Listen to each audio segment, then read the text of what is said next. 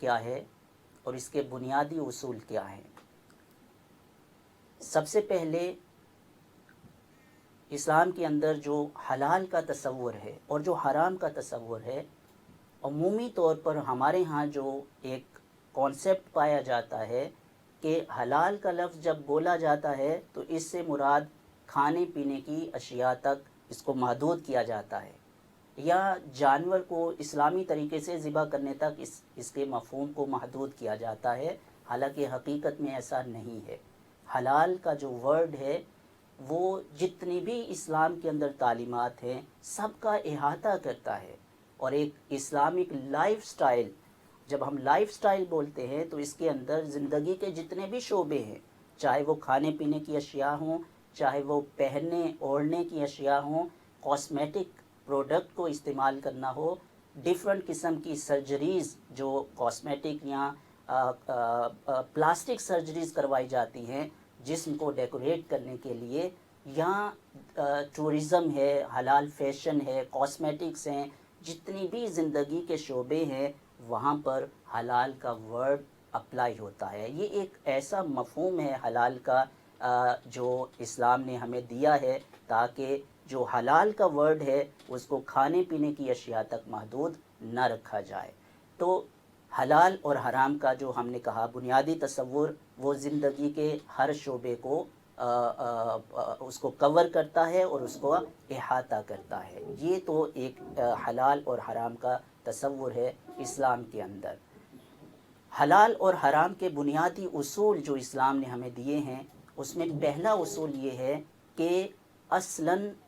دنیا کے اندر جتنی بھی چیزیں ہیں وہ مباح ہیں اور جائز ہیں۔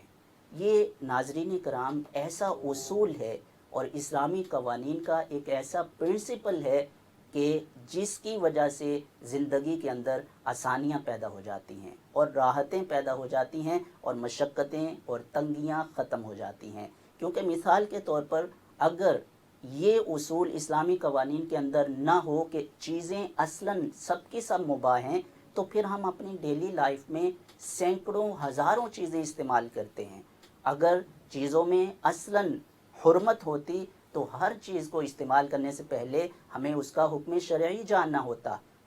اور اس سے کیا ہوتا کہ زندگی کے اندر تعطل پیدا ہو جاتا اور مشقت اور تنگی کا شکار ہو جاتے۔ تو زندگی کو آسان رکھنے کے لیے اسلام نے جو اپنے قوانین میں ایک اصول رکھا وہ یہ ہے کہ تمام چیزیں اپنی اصل کے اعتبار سے مباح ہیں، پرمیزیبل ہیں اور جائز ہیں، آپ بلا جھجک ان چیزوں کو استعمال کر سکتے ہیں۔ حلال و حرام کا دوسرا اصول جو اسلام نے ہمیں دیا وہ یہ ہے کہ حلال اور حرام کی جو اتھارٹی ہے وہ صرف اور صرف اللہ رب العزت کے پاس ہے۔ اسلامی قوانین کے اندر کسی کو اللہ نے یہ اتھارٹی نہیں دی، چاہے وہ کتنا ہی بڑا مجتہد مطلق کیوں نہ ہو، ابدال، غوث، کتب، ولایت کے جتنے ہی بڑے درجات پر کیوں نہ فائز ہو، حلال اور حرام کا جو یہ اتھارٹی ہے یہ صرف اور صرف اللہ رب العزت کے پاس ہے۔ کسی کے پاس یہ اختیار نہیں ہے کہ وہ اسلام کے اندر چیزوں کو حلال یا حرام کر سکے۔ تیسرا بنیادی اصول حلال و حرام کا کہ اگر کسی چیز میں حلال اور حرام جمع ہو جائے، مختلط اور مکس اپ ہو جائے حلال اور حرام، تو اس میں ہمیشہ جو حرام کا پہلو ہے وہ غالب رہے گا۔ مثال کے طور پر اگر ہمارے پاس گوشت ہے تو اس گوشت میں ایسا گوشت ہے جو حلال ہے،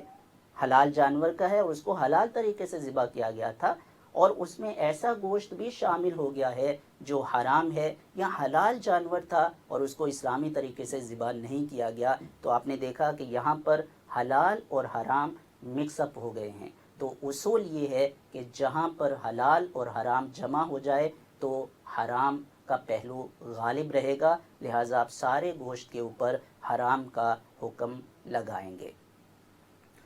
آخری اصول حلال و حرام کا جو اسلام نے دیا ہے وہ یہ ہے کہ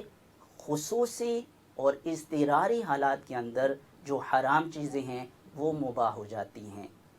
الضرورات تبیح المحظورات، اور اس قاعدے کی بنیاد قرآن مجید کی آیت ہے فَمَنِ اضْطُرَّ غَيْرَ بَاغٍ وَلَا عَادٍ فَلَا إِثْمَ عَلَيْهِ۔